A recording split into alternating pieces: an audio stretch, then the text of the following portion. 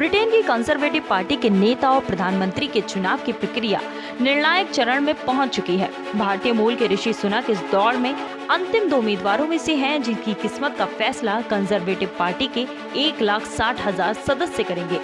वहीं भारतीय मूल के सुनक की जीत के लिए भारत में भी काफी उत्साह है। कई लोगों ने तो मुबारकबाद देना भी शुरू कर दिया है। पर आपको बता दें, विजेता के चयन के नतीजे की घोषणा 5 सितंबर को होगी, यानी अभी मुबारकबाद में थोड़ा सा समय और है।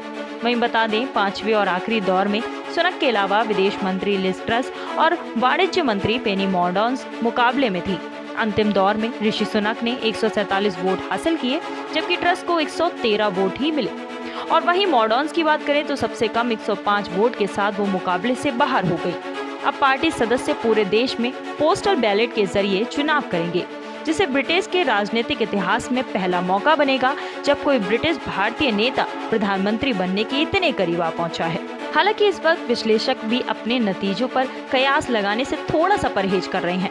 सुनक चुनाव से पहले के दौर में अपनी बढ़त बनाते हुए ही नजर आ रहे हैं, जो अंत तक कायम भी रही है।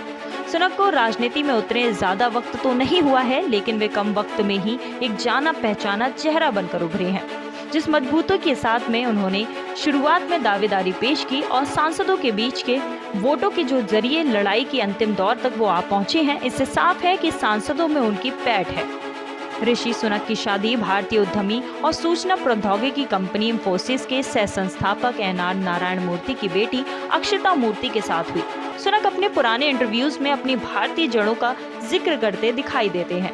उनका संबंध ऐसे परिवार से है, एक ऐसे भारतीय परिवार से है जिसे एक नई जिंदगी की तलाश में अपना देश छोड़कर जाना पड़ा था।